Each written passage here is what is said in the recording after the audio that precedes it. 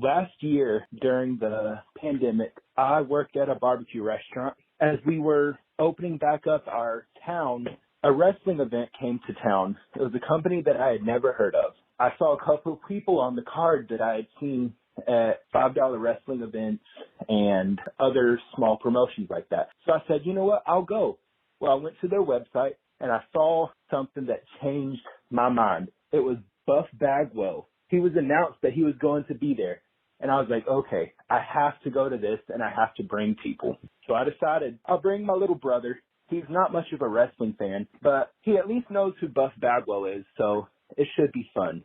We pull up the day of the event. It's on a baseball field. I noticed that half of the people that were going into the event were not going through the line to pay to get into the event.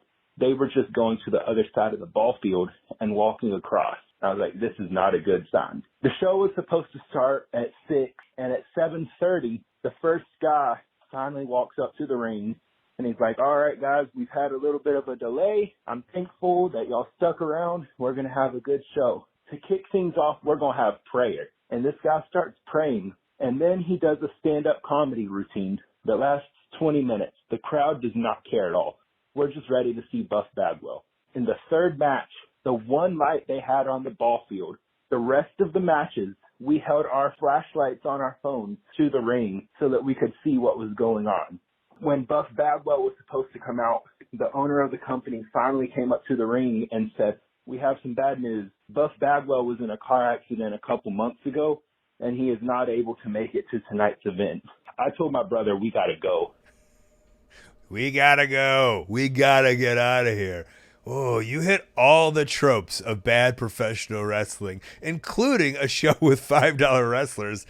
I think that should have been the hint that you should have taken, but let's count them out. Show started late. They did a prayer. They made everybody do a prayer. The announcer started doing stand-up comedy, and lots of it. The lights went out. You were responsible for the lights, and then finally the name didn't show up.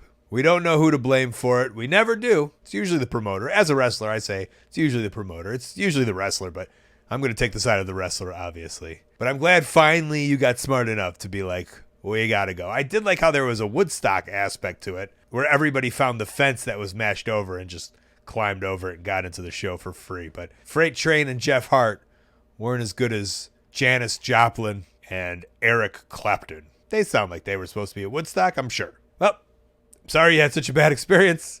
I say go to the next one with Buff Bagwell. I'm sure it'll be an amazing show.